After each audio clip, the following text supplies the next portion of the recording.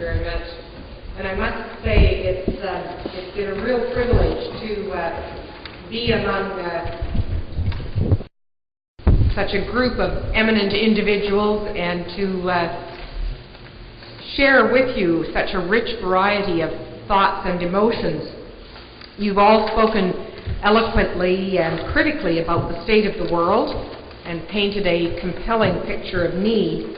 And certainly I, for one, from the environmental perspective, would agree that we're very much a world in wobbly disequilibrium.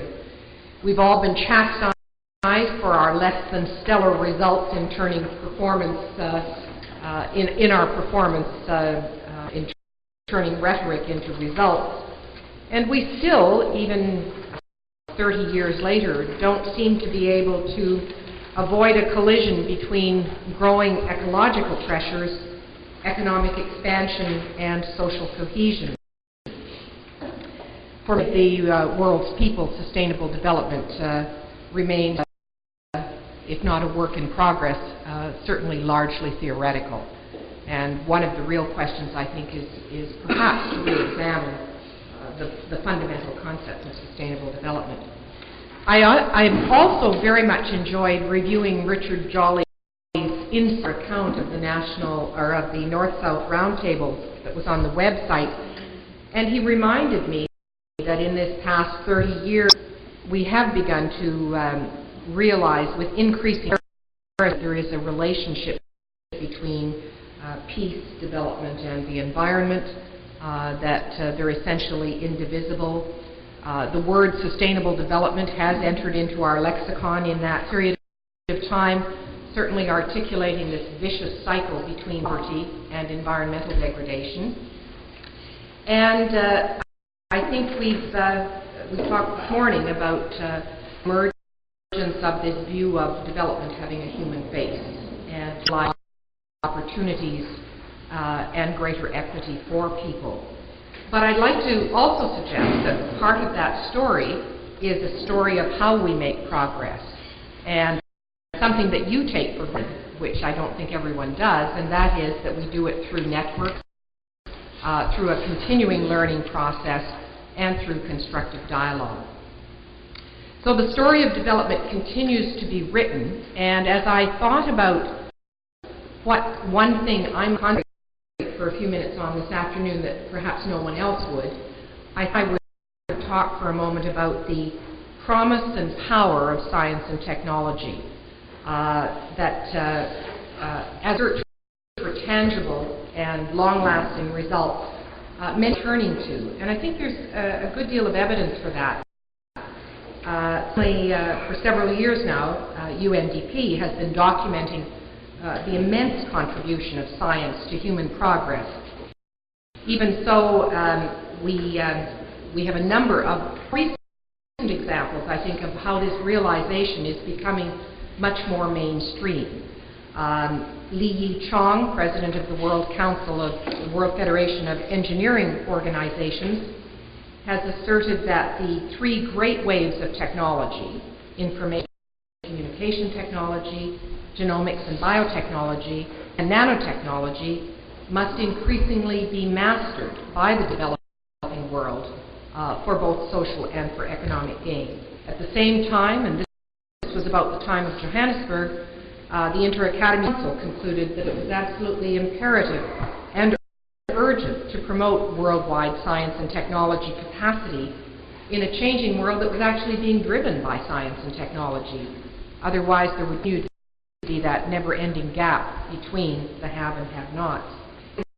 More of you will probably be familiar with the work of Professor Calestis Juma and the Task Force on Science, Technology and Innovation of the Millennium Project, which examined the role of technological innovation in development and came to the conclusion that the MDGs can't be achieved without a focused policy for science, technology, and innovation. Science advisors are actually to be brought right into the center of decision-making in countries to be an effective use made of emerging technologies. The bottom of that report, I think, was that science, technology, and innovation must be placed at the very heart of the development process. More recently, we've had the report of the Commission of Africa, chaired by former Prime Minister Tony Blair, and that report really echoed those findings. In fact, it was Sir David King, his science advisor, who said the cycles of poverty and dependence will only be broken by capacity building between nations' high and low science intensity. From global terrorism and the spread of disease to the dangers of global warming, we're increasingly facing all sorts of threats for which governments everywhere will need to turn to their scientists. And that report really articulated the need for Africa and its development partners to make that transition between short-term relief activities to longer-term growth orientation, which many of you have in fact spoken about, but really through charting a path that stressed the importance of institutional and technological innovation. And of course, NEPAD has increased the visibility of science and innovation to African heads of state. In Canada, Professors Abdallah Dar and Peter Singer have been instrumental in looking at the life sciences and how globalization of life sciences can actually lead to a healthier, wealthier, and safer world. They've worked with Bill Gates on developing grand challenges in global health, and they've looked at countries in the South in case studies over the last 3 years that have actually shone the spotlight on Southern-based life sciences commercialization and convergence activities, such as the development of the Hep B vaccine of Shanfa in India, and many more. Currently, they're working in countries like Ghana trying to translate research and innovation into relevant and useful products through convergence, linking the talents of the scientific community with the talents of the business community and not-for-profit communities to stimulate entrepreneurship, commercialization for health products. But what they found out, of course, is that there are lots of challenges in the scientific realm, in the social realm, financial, and the political realm. So in short, over the past years, science, technology, and innovation have become a new focus in the evolution of our understanding of development. There's no shortage of ideas, and certainly there are some hopeful signs of success. But those challenges continue. Why is it, for example, that in the case of famine, the Zambian government rejected food that was donated by the U.S. because it was genetically modified? Why were clinical trials of certain anti-HIV drugs halted in Cameroon, Cambodia, and Nigeria because of claims that to inform and involve local communities were inadequate? And as many of you outlined this morning, why is it, of course, that poverty has not yet been alleviated and people are still not living with dignity and continue to die unnecessarily? It was only about the time of Johannesburg that a network of scientists under Bill Clark's leadership at Harvard spearheaded some thinking about a new field of scientific inquiry that they called sustainability science. And they asked very fundamental questions about the nature and purpose of science. Is science generating useful knowledge and know-how that society's leaders want and need? Is it directed to the solution of sustainable development problems, not just their definition? Is the science place-based, supporting the agenda of local communities, helping them assess options? Does the science empower people to make better decisions? And is it even accessible to decisioners? And finally, does it encourage interdisciplinary understanding and sharpen our response to some of the sectoral challenges that we're facing?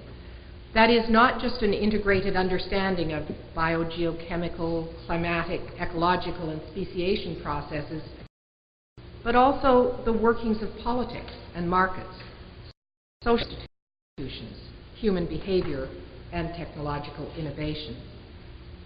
My conclusion is, of course, that these questions are still as relevant today as they were when they were asked some 10 years ago. Fresh and innovative perceptions need to be brought to bear on our development challenges. certainly in an area in which I've been working, preventing a genomics divide or responding to profound inequities and questions of ethics call upon different skills and approaches. Issues like climate change, which so many of you have mentioned, require us to shift from a local and short-term focus to a focus that is regional and international in scope, to problems that are highly uncertain and not amenable to quick fixes. And agility and responsiveness in our institutions need to be designed in just at a point when many of them are going through a midlife crisis, UN institutions included. Innovation, technology development need to be encouraged, particularly to replace ecologically empty economic models. And the fact is, of course, that there are no right answers to many of the ethical questions. With its capacity to recreate nature and even change what it means to be human, science is now confronting us with moral dilemmas and profound choices that it seems to me are going to require even deeper global dialogue and greater systemic thinking than we've been able to achieve. But at the same time, we have a real opportunity to put aside the politics of polarization and to be the architects of a real participatory process along the lines of the North-South dialogue that are worthy of the importance of these particular issues. Some have suggested what I like to call the need for a contract between science and society, one that actually links policy and action to research, and one that reconciles, on the one hand, scientifically with social relevance. So it's a contract that should enable us to benefit from emerging technologies while managing the risks inherent in those technologies and still respect the views of our citizens.